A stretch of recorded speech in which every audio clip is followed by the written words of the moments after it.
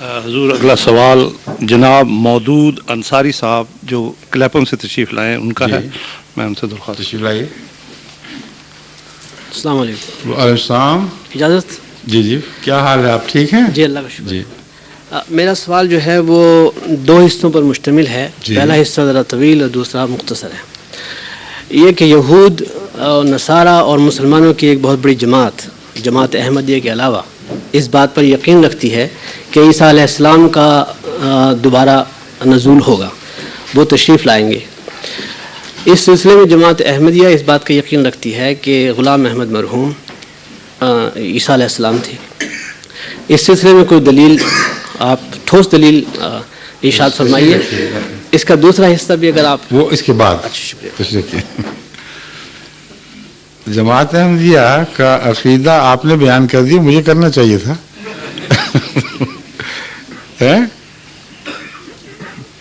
کہتے ہیں پنجابی میں مثل ہے کہ کرو میں آواں تے سنے میں تو دمیں.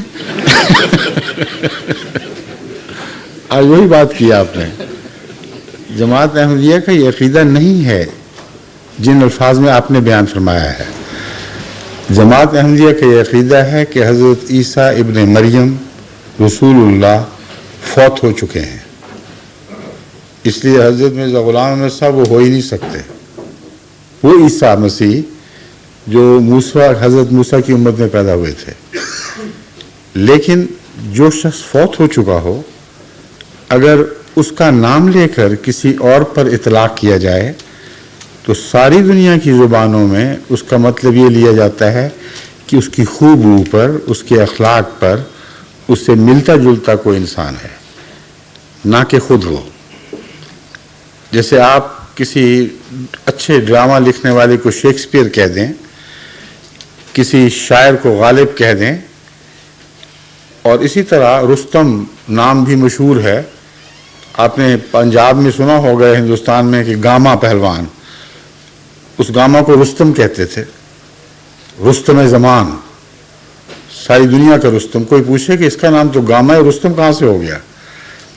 لیکن سارے لوگ سمجھتے ہیں کہ یہ انسانی طرز بیان ہے کہ ایک شخص جو اپنی بعض باتوں میں کسی اور سے مشابہ ہو جائے، اتنا مشابہ ہو کہ اس کی جو بنیادی صفت ہے وہ ایک ہو جائے، تو پھر ایک آدمی کو دوسرے کا نام دے دیا جاتا ہے. آپ نے کبھی سنا ہے کسی کو یہ کہتے ہوئے کہ تم یہ تو حاتم طائی ہے؟ کیوں کہتے ہیں؟ سخاوت اس کا خاصہ ہے. رستم کیوں کہتے ہیں؟ پہلوانی اور بہادری اور دلیری اس کا خاصہ ہے. ڈراماٹسٹ کے اپنے خصوصیتیں ہیں. غرضی کے یہ روح ہے جس کے پیش نظر ایک کا نام دوسرے کو دیا جاتا ہے.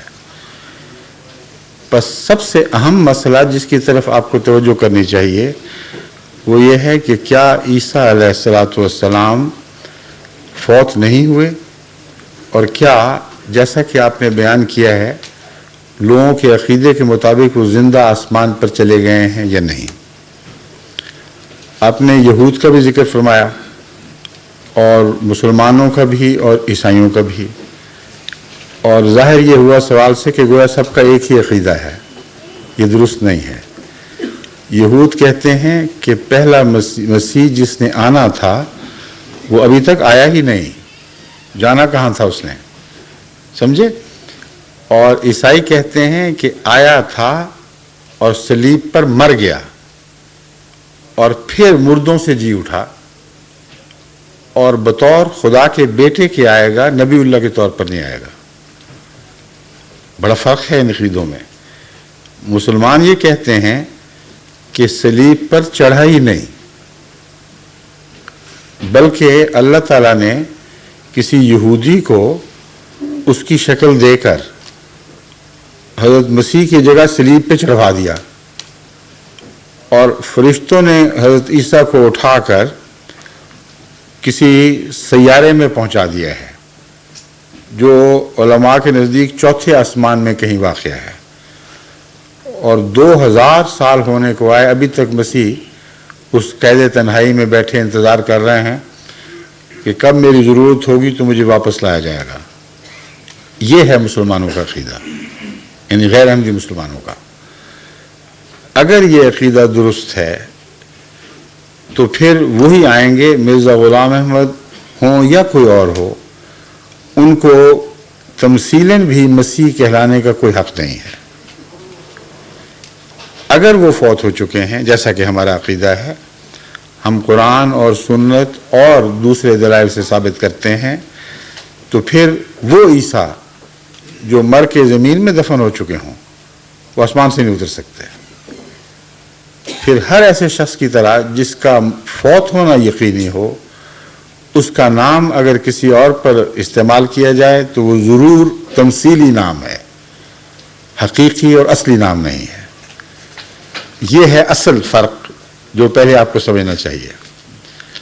اس ضمن میں آپ کی توجہ حضرت مسیح علیہ الصلاۃ والسلام کے ایک فیصلے کی طرف کرواتا ہوں جس کے متعلق ہم جھگڑ رہے ہیں. وہ سب سے بڑا مجاز ہے کہ فیصلہ کرے. حضرت مسیح سے پہلے بھی یہ خیال تھا کہ ایک شخص ایلیا نامی جو نبی تھے وہ زندہ آسمان پر اٹھائے گئے، اور یہ بات اولڈ ٹیسٹمنٹ میں لکھی ہوئی ہے اور بڑی وضاحت کے ساتھ پوری تاریخ ہے اس کی. غالباً یسائیہ میں ہے، لیکن بہرحال اولڈ ٹیسٹمنٹ میں نہ صرف یہ کہ مسلم بلکہ حضرت عیسیٰ علیہ السلام نے اس کو تسلیم کیا. جب ان سے پوچھا گیا کہ کیا تم اس بات کا انکار کرتے ہو جو صحیفوں میں لکھا ہے، انہوں نے کہا نہیں، بالکل انکار نہیں کرتا.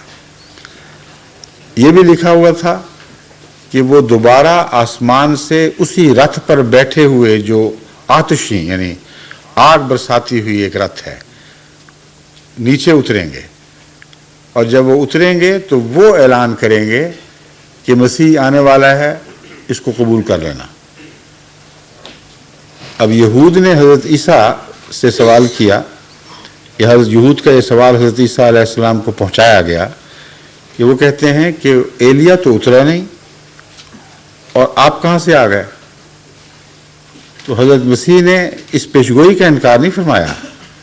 فرمایا ٹھیک ہے، لیکن حضرت یحییٰ جو یوحنا بپتسمہ دینے والے کہلاتے ہیں، یہ وہی ایلیا ہیں جنہوں نے آسمان سے آنا تھا.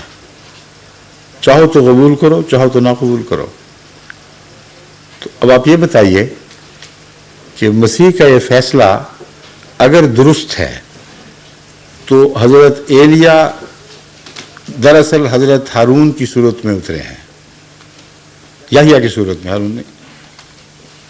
اور حضرت یحییٰ کو سچا ماننا اس صورت میں ہمارا فرض ہے،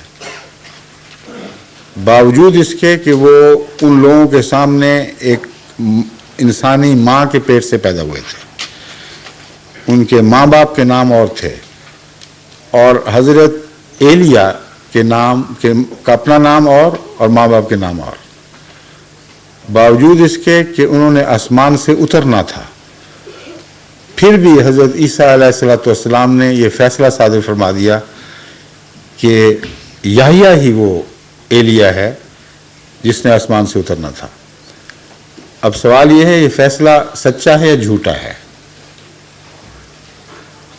اگر سچا ہے تو حضرت مسیح پر اس کا اطلاق کیوں نہ ہوگا؟ اتنی سی بات سمجھنے کی بات ہے. اس لیے بہت سے ایسے سوالات ہیں جن کے میں کثرت سے تفصیل کے ساتھ جواب دے چکا ہوں.